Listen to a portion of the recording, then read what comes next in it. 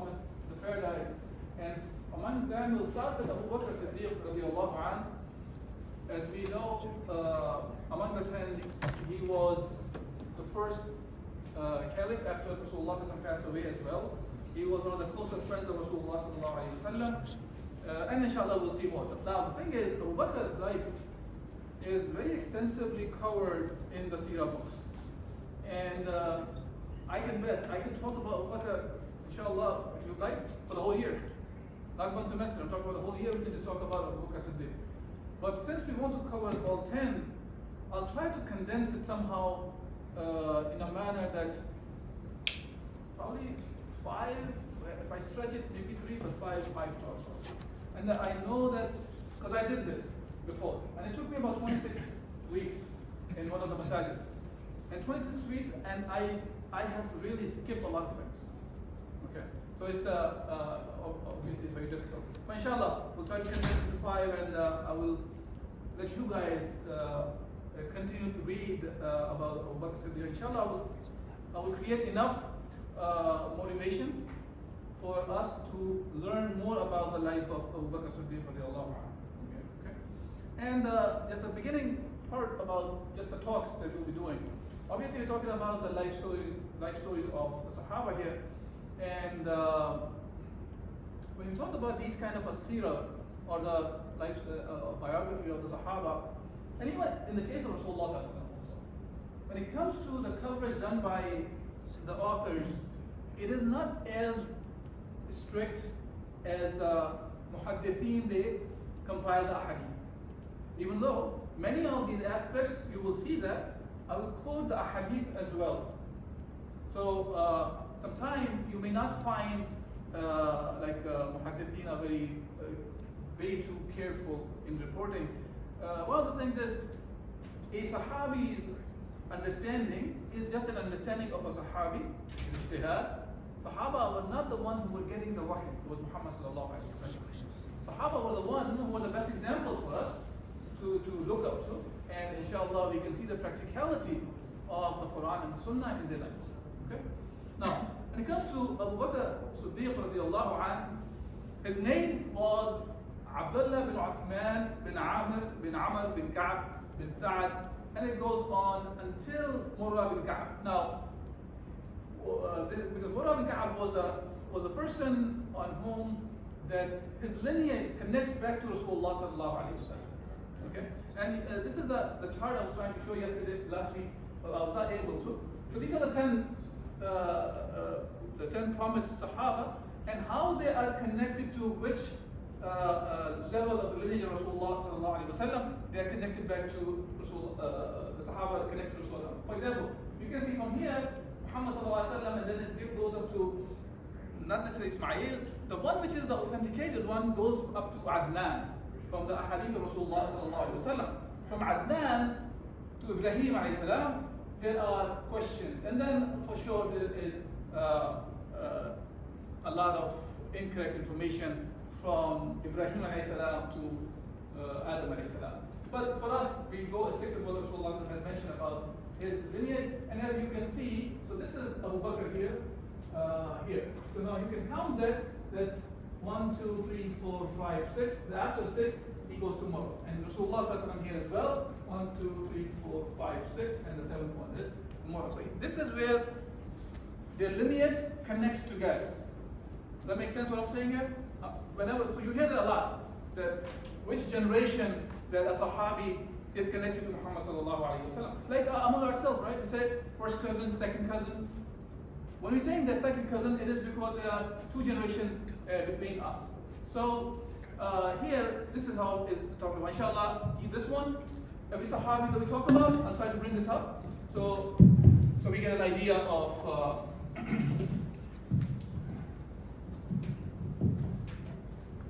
a Sahabi's connection to Rasulullah sallallahu alaihi wasallam. Now, when it comes to Abu Bakr was not his name. Yeah, his name was Abdullah. As if you see this one, his name was Abdullah bin Uthman bin Amir. So his name was Abdullah bin Amir. Now, why do we always call him Abu Bakr then? So there's a term, and inshallah we'll be talking about this term again and again. So I'm just gonna kind of try to define it. Kunya. Kunya, when we say, specifically among the Arabs and within the Arabs actually, Ahl Sham, they are more into it than the others. Like for example, you would not see Egyptians are going by the kunya.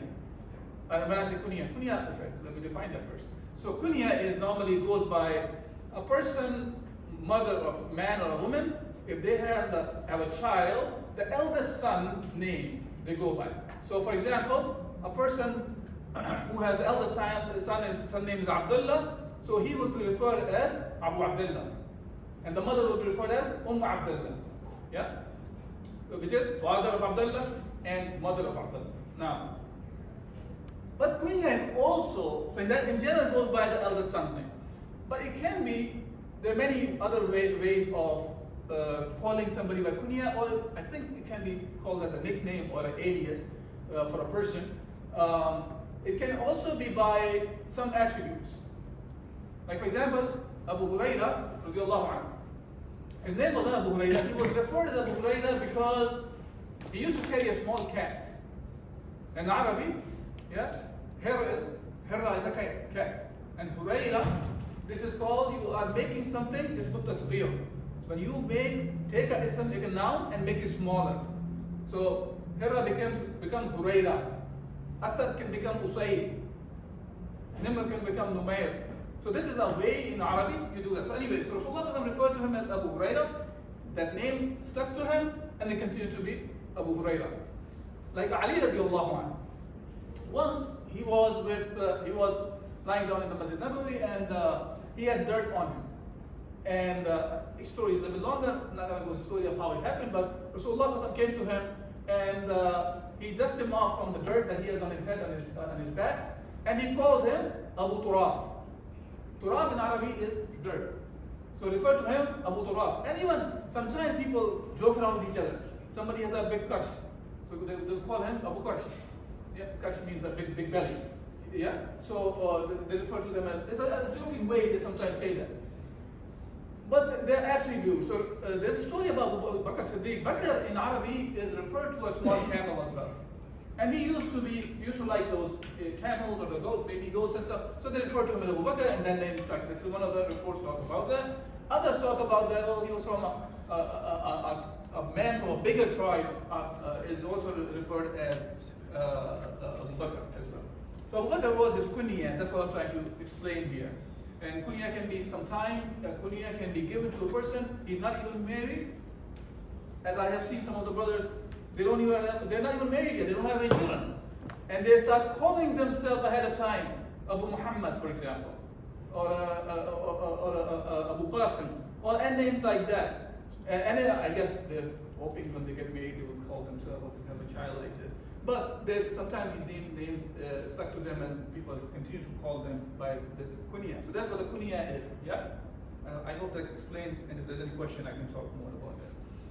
Abu Bakr had a lot of titles also. He was famous with many titles. One of the most famous one is, as you saw in the title of this talk also, I refer to him as Abu Bakr as-Siddiq. Siddiq is a title that was given to him by Rasulullah sallallahu alaihi wasallam. There are different incidents about that. One is once Rasulullah sallallahu alaihi wasallam was on the mountain of Uhud with Abu Bakr, Uthman, and Abu Bakr, Uthman, and the third one, and Umar. And Uhud started shaking. So Rasulullah sallallahu alaihi wasallam was talking to the Uhud and telling him that calm down. You have a prophet, 2 martyrs, and a Siddiq on you, which is the mountain of Uhud. So we know that the martyrs were Umar and Uthman, and Prophet Rasulullah sallallahu alaihi wasallam, and of course the Siddiq was referred to Abu Bakr. Abu Bakr was, the reason he was given this title, as the hadith talk about, was because of the incident of Al-Isra wal-Mi'raj. Yeah? And it's an interesting time that we are in. I think it was 27th of Rajab yesterday? Monday? Yeah. So, and subhanAllah, this is the time, there's a very nice, very small clip by a sister that I was listening to. less than a minute long. And she actually put some light on that incident like this. Now, subhanAllah, this is the very same time the brothers and sisters of the Gaza, they were moving north. I don't know if you guys pay attention to it on Monday. And Rasulullah, this was a very difficult time. I know that they have gone through. And Rasulullah, when he had Al-Isra wal-Mi'raj, which was on 27th of Rajab, he was going through very difficult times. That was Amal Hazard that he went through, the year of grief. He lost his wife, Khadija radiallahu anha, and his beloved uncle Abu Talib. And the year was very difficult for him. Yeah? But what we see is, similarly, we hope that the way Rasulullah ﷺ was given the peace and tranquility by the Isra al-Mi'raj, we hope our brothers and sisters in Gaza, they will also get the similar kind of peace and tranquility, inshallah. And we know that the Isra al-Mi'raj was followed by further victories that came to the Muslim Ummah, which was at the end, Rasulullah and the Sahaba ended up migrating to Medina after a very short period of time, and the Muslims were victorious there, and the victories of Islam continued from there. Inshallah, we hope the same thing for our brothers and sisters in Gaza as well. Okay, moving forward, other titles were As-Sahib. Sahib is therefore Allah Azza wa Jal mentioned to call him As-Sahib because when Rasulullah and Abu Bakr, they were migrating from Mecca to Medina, they stayed in the cave of Thawr. And when Abu Bakr was a bit of anxious about the situation they were in, Allah subhanahu wa ta'ala, Rasulullah sallallahu alayhi wa sallam actually said, إِذْ يَقُولُ لِصَاحِبِ, Allah subhanahu wa ta'ala says, that إِذْ يَقُولُ لِصَاحِبِهِ لَا تَحْزَنْ إِنَّ اللَّهَ مَعَنَا. That he said, when his sahib, Rasulullah said to his sahib, his companion, that don't have grief. Allah Azza wa Jal is with us. Yeah? So because of that, this is another title he had. And Al-Atqa is another one. When Allah subhanahu wa ta'ala Surah Al-Layl referred to him. And this ayah is about Abu Bakr, as the Mufassirin talk about that. Okay? Another title of his was Al-Atiq. Al-Atiq means the one that, as Rasulullah referred to him, he's the one who gave him. He said, Anta atiqullahi minan nar. So he said, you are the one, to Abu Bakr Siddiq, that you have been freed from the fire. Hence he was given this title of Atiq. He was also referred as Al-Awwah. Al-Awwah because of his piety, his piousness of Abu Bakr Siddiq radiallahu anhu. Now, when it comes to his birth, there's not, as we know of, that it's difficult to sometimes, especially going back, there's no birth certificate, somebody is entering the numbers in the computers or anything like that. Even my age group, many of us may not even have the real birth certificate. Many of us, they go by, okay, a family member said you were born on that day, you were born on that day. And this is how it goes. And you can find your parents, your grandparents talking the same. Yeah? Now, you can imagine 1400 years ago, 1500 years ago, and now to gather this information would be tough. So, but there are signs normally you go by. Like Rasulullah sallallahu alaihi wasallam's date of birth is linked to an event that happened. What was the event? The famous event that happened was he was born in the year of Amul Fil, yeah? Year of elephants. Similarly, Abu Bakr's date of birth is linked to the year of elephant. And one of the reports talk about that he was born 3 years after the year of elephant. One says 2.5 years, one says 2 years and some months. Whichever one we take, it means he was younger than Rasulullah. And normally we say a bit over 2 years younger than Rasulullah. So that was his birth time when it comes to that. When it comes to physical attributes, what he looked like, he was white skinned and skinny. Okay, now let me just be clear here. In general, when we talk about Jaziratul Arab, when you say white skin does not mean white skin when you think of here. Yeah? White skin can be just within the shades of brown, there's a lighter shade of brown. So they will call him, okay, he's a white skinned person. And so on and so forth. This is how it is. But anyway, so he was lighter skin, you can say that. And he was skinny for sure, and his features were like his eyes were like deeply in his sockets. His forehead was protruded, and his hair, the beard, he did not really have a very thick, heavy beard or something. Okay, when his hair started turning gray, he started dyeing it with the henna or al-katm. This is some sort of a sharp they used to dye their hair. Now, there is a famous hadith of Rasulullah that kind of gives an idea about his waistline. Yeah. So you know the izar is the lower garment in Arabic. So his izar used to fall when he would tie it because he was so skinny, and he was very cautious about that his izar, the lower garment, is below the ankles. Yeah. That because the hadith of Rasulullah that talks about that, about not to wear longer clothes like that. But this hadith is the one when Abu Bakr was acting like this. So Rasulullah he told him that you are not one of those who do that out of pride. Meaning, the clothes are longer, but talking about men, by the way. If they are worn longer than the ankles, because of the pride, that can be a mean for a person to be punished on the day of judgment. Yeah. So from that, fuqaha have two different variations of understanding, and I'm not here to say go by this opinion or other opinion. I'm just letting you know the difference of opinion lies because of that. Some brothers follow the opinion of you must have your pants higher than the ankles. So that's hence you see many of the brothers they walk around with the pants are higher than the ankle pants or the thobe and whatsoever, right? While the other who carry the opinion that this hadith clarifies that it is because of the pride. If it's because of the pride, then it's of course haram. Yeah. So I'm not saying here promoting one opinion or another. I'm just trying to show where the opinions come from. Okay. As far as the family goes, Abu Bakr's father was Uthman bin Amir. So as when we started the whole name of Abu Bakr, we saw his name was Uthman bin Amir and go on and on. But his kunya was Abu Quhafa.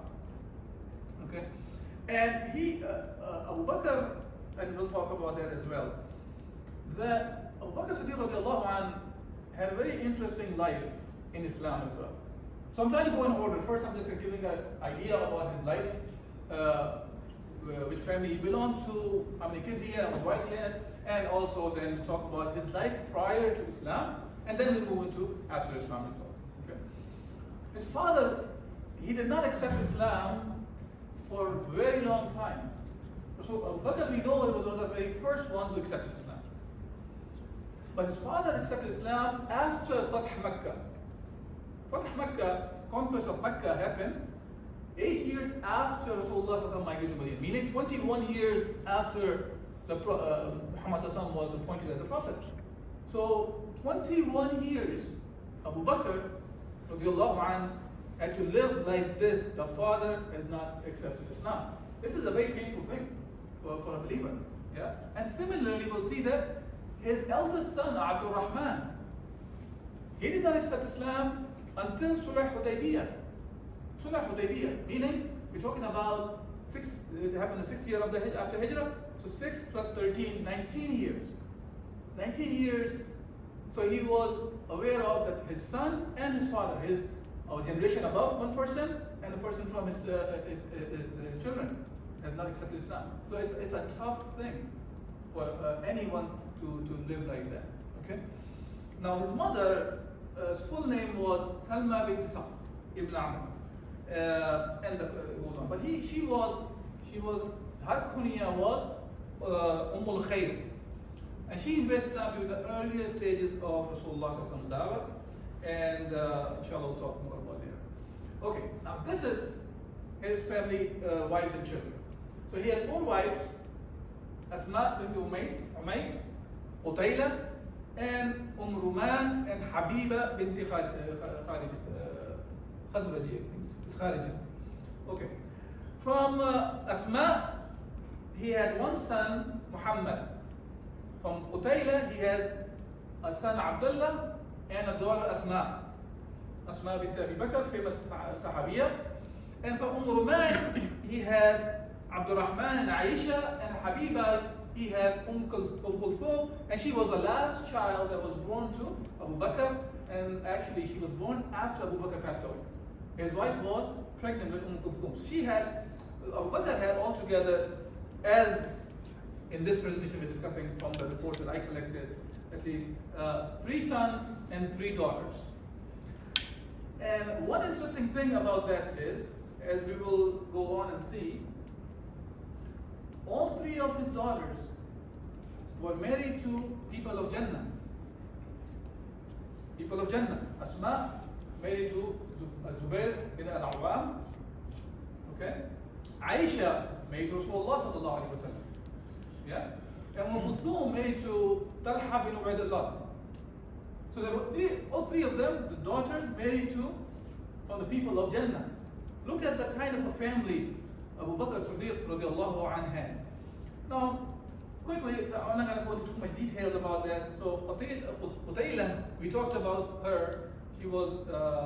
She embraced, so the Qutaylah embraced Islam is not a point of agreement among scholars. And the reason is because she was divorced by Abu Bakr prior to Islam. Now, after she became Muslim, there are differences of opinions about that. Okay?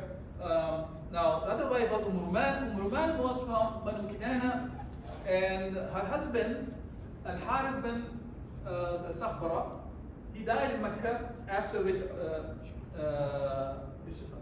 Bakr married. Okay? And she's the one who had, we're talking about Ruman, Abdurrahman and Aisha. Okay? And after that, Asma bint Umais. Asma bint Umais, radiallahu anha, she was actually married to Ja'far bin Abi Talib before.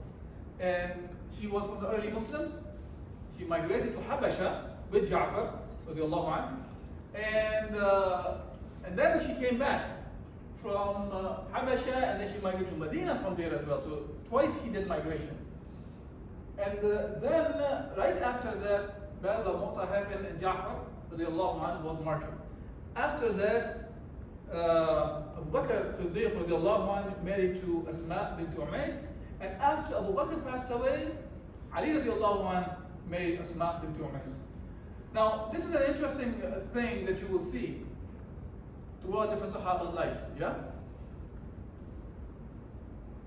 You find that Sahaba died, could be the case of a Sahabi, and you find that their widows, or even if they were divorced, they were made very quickly, or some of them did not, but many of them, they were made again. It has become a very taboo subject today within our communities. Divorce has become like something that nobody wants to get into. Of course, nobody wants to get into is the right thing. I'm not trying to say go get divorced, everybody. But what I mean by that is, it was not the way it is today for us. Yeah? And you find, even these are very close people to each other. Ja'far, Abu Bakr, and Ali. One passed away, somebody else married within the family, or within the friend circle even. Yeah? And it's not like that wrong things were happening or something. No, they were taken care by their husbands or their father or their sons. This is why it's important for us to have an understanding of an environment where Islam is prevailing, where people are living by Islam as a whole. That gives a very different kind of feelings about the things as well. Unlike today, most of the norms are driven from whatever man thinks of something good or bad, which varies with the time and the place throughout. Yeah. So, anyways, now moving forward, Habiba bint Kharija ibn Zayd, she was a member of Al Ansar, and more specifically, she was a member of Khazraj tribe. That's why I got mixed up. Okay, and right after Abu Bakr passed away, not too long after he passed away, she gave birth to a daughter called Kulthum. And he used to live with Habiba in As-Sunnah. As-Sunnah is the area where Abu Bakr was when Rasulullah passed away. Because the day Rasulullah, prior to the day he passed away, he became quite healthy actually after Fajr and then. And Abu Bakr thought of it, okay, he's recovering back, so hence he went to Sunnah. And then he heard the news about Muhammad Sallallahu passed away. So Abu Bakr lived with Habiba there, and she had one daughter from there. Okay, now as far as the children goes, Abdurrahman, I will not go because of the time. Abdurrahman was the son that was from Ruman bin Amr bin Uwayma. And as I mentioned, Abdurrahman is the one who became Muslim quite late, to the point that in one of the battles, the Battle of Badr, Abdurrahman and Abu Bakr were actually facing each other in the battle. One was from the Meccan side, and Abu Bakr was, of course, from Rasulullah sallallahu alaihi wasallam side. And Abdurrahman, he said to Abu Bakr later on that on that day of the Badr, I was trying to avoid you, so I don't have to face you and fight you. And Abu Bakr's response to him was, if I would have faced you, I would have killed you. This is how it was when it comes to for the sake of Allah subhanahu wa ta'ala. Abu Bakr's response to his son was. Abdullah bin Abi Bakr, on the other hand, he was from the early Muslims, and he was from Qutayla bint Abdul Uzza. Now, his famous story about him is he was one of those Sahaba who helped Rasulullah and Abu Bakr migrate from Mecca to Medina when they stayed in Ghar al-Thawr, or the cave of Thawr. He is the one who would go during the daytime to the Meccans, stay in the Haram and those places, collect the news, and in the night time he would come back to Abu Bakr and Rasulullah and provide them information about how the Meccans were thinking and what they were up to. Okay. As far as Abdullah goes, Abdullah, he was in the siege of Taif. Abdullah was hit by an arrow, and that arrow, the damage that was done to him, he was later on died because of the same injury, and he died during the time of Abu Bakr Siddiq radiallahu anhu, when he was the Khalifa at that time. Okay, now Muhammad bin Abi Bakr, his mother was Asma bint Umays, and he was born during the time of the last Hajj that Rasulullah sallallahu alaihi wasallam performed, and he was during the time of Ali. He became the governor of Egypt, and this is where he was assassinated and he was killed. Yeah. Other children, Asma bint Abi Bakr, she was a very famous Sahabiya of Rasulullah sallallahu alaihi wasallam. She was married to Zubair ibn Awwam. She lived very long life as well. And you find very powerful, amazing stories how she used to encourage her children. And she migrated with Zubair, and it was a blessing that some of the reports talk about Abdullah. She gave birth to a son named Abdullah bin Zubair. He was the first child that was born after the migration. But she narrated many of the hadith from Rasulullah sallallahu alaihi wasallam as well, and so she was a mother of a Sahabi. Abdullah bin Zubair is referred as a Sahabi of Rasulullah sallallahu alaihi wasallam. Now I will point out there on the slides. This is another great thing about Abu Bakr. He had 4 generations, and according to reports, he was the only person who had 4 generations who were the Sahaba of Rasulullah sallallahu alaihi wasallam. It's an amazing thing that he had. But as I taught, while we see that there are 4 generations who were Muslim or companions of Rasulullah sallallahu alaihi wasallam at the same time, he had to live through a time of 19 years that his son did not accept Islam, 21 years his father did not accept Islam. Okay, after the Prophet of Rasulullah sallallahu alaihi wasallam. She was referred as Dhatul Nitaqain because of Nitaq is a waistband. So when she was carrying the food for Abu Bakr and Rasulullah sallallahu alaihi wasallam for the cave of Thawr during the time of migration, she did not have anything to tie the food with, so she cut the waistband into 2, hence she's referred as one with 2 waistbands. So she used the rest of it for using as a waistband, while the other part she used for the tying the food. Aisha radiallahu anha, of course, you can talk about days about her life as well. She was the wife of Rasulullah sallallahu alaihi wasallam, one of the Ummatul Mu'mineen. and she lived after Rasulullah also very long period of time. She lived similar number of years as Rasulullah and Abu Bakr and Umar. They all died at the age of 63. So did she. Okay, and she is one of the most knowledgeable. I don't know if she's the most knowledgeable person from the women among the Muslims. She reported 2,210 ahadith, and among those, 124 are the muttafaqun alayh, meaning reported by both Muslim and Bukhari, and other than that, Muslim also reported another 69 ahadith from her. So Aisha radiallahu anha, as I said, there are too many things we can talk about, and they will come up here and there about Aisha's knowledge and her life during the talk of the Sahaba as well. Kulthum was the one, as I said, she born after Abu Bakr passed away. And as a matter of fact, when he was on the deathbed, one of the hadith mentions that Abu Bakr was talking to Aisha, and he mentioned that they are indeed your two brothers and two sisters. So Aisha said, I know of two brothers, which is Abdullah and Abdurrahman, Muhammad and Abdurrahman, because as I mentioned, Abdullah was martyred during the time of Abu Bakr Siddiq. So only two brothers left. She said, but I don't know of two sisters. I know of one sister, Asma. Who's my other sister? So he mentioned that the Habiba radiallahu anha was pregnant. He said that he has a feeling that it will be a girl. And she was named Kulthum, and she was married to Talha bin Ubaidullah. As I mentioned, three of his daughters, all three of them married to the people of Jannah.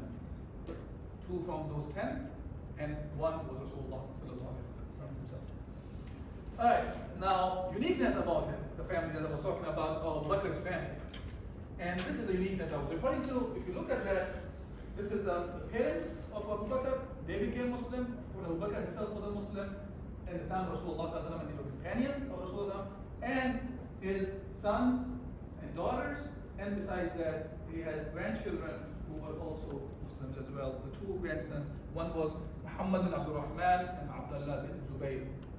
They were also companions of Rasulullah sallallahu alaihi wasallam. So this thing only belongs to Abu Bakr Siddiq. There is no other Sahabi that we know of who had something like this, that 4 generations were companions of Rasulullah sallallahu alaihi wasallam. Now, how much time I have? How much time do you need for your Kahoot thing? You can take 10 minutes. 10 minutes? Alright, so then you covered everything, right? You covered everything in your Kahoot? We'll try. Huh? We'll try. No, do you want me to stop here? Or continue? No, continue. As far as the Islamic life, his pre-Islamic life goes, Abu Bakr was from a notable family from the beginning. So I have highlighted these two parts, first one here and this one, and among them there are other notable persons within the Quraysh or the different tribes of Mecca. Abu Bakr was a member of Quraysh's nobility, but even within the ranks of Quraysh, so he was of high-ranking person, right? Now, we find the name like Khalid bin Walid. He was famous for example, the war strategies. Abbas was famous for, who had, actually not famous, they were assigned these specific tasks. So anyway, Abu Bakr was from Banu Taym, and he was in charge of matters that pertain to debts and blood money. So he's the one who will take care of this. So it's one of the big tasks within the Quraysh that he was the caretaker of. Okay?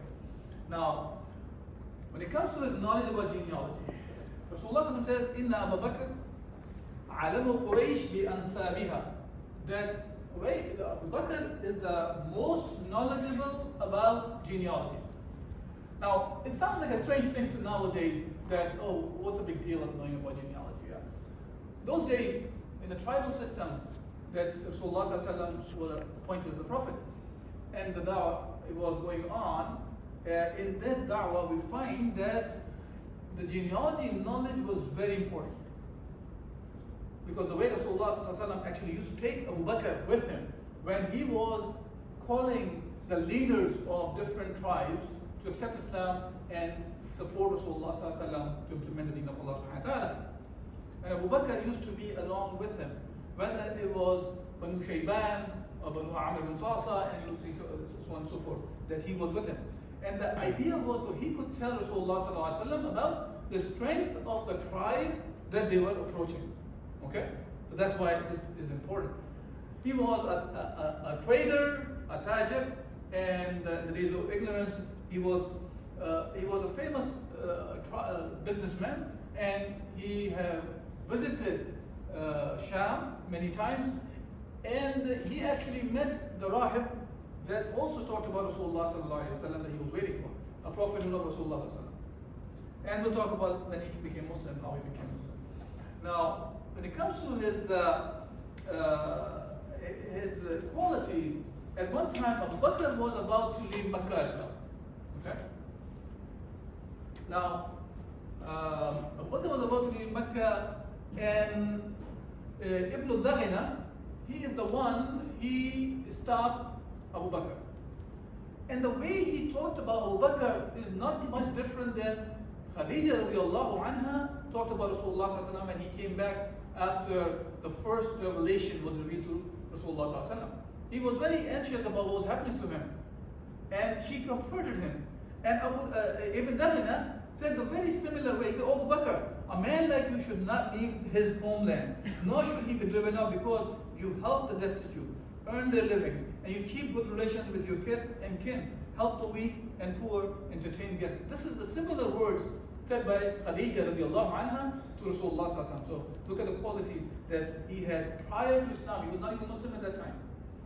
Now, in the days of Jahiliyyah, from that day, I just need 2 minutes. Inshallah, we can go to your couple. In the days of Jahiliyyah, he stopped drinking from that time. Okay? And he mentioned that the reason he stopped drinking, he saw a drunkard person, he went to the dung, and he picked it up, he was going to eat, when it got close to his face, he smelled it and he threw it. So for Abu Bakr, that was enough to see that what intoxicants can do to you. And hence, in the days of Jahiliyyah, he left and said, so did Uthman bin Affan radiallahu anhu, and Rasulullah sallallahu alaihi wasallam mentioned Abu Bakr that he spoke the truth about this, that he never drank, even in Islam, by the way, the time of Islam when intoxicants were halal. And even at that time, Abu Bakr never drank. Okay? He never prostrated to any idols. Like Rasulullah sallallahu alaihi wasallam never did, before even prophethood, Uthman did not, Abu Bakr did not. And his father actually asked him to go and this room and go worship, these are your idols. He took him a room, and that's like a idol worshipping room or temple. And he started talking to him, and you see like the words that he was using are similar to what Ibrahim was discussing to these statues as well. He said, I am hungry, feed me, but did not answer. And he said, I am naked, clothe me, but did not answer. So he said, thus I threw rock at it, and it fell on its feet. So that's how these statues was, he realized that this is not worthy of worshipping. About Abu Bakr Siddiq radiallahu an, I skipped this hadith. That's about it. Okay, so one thing I want to make sure, inshallah, the following weeks we're talking about his life when he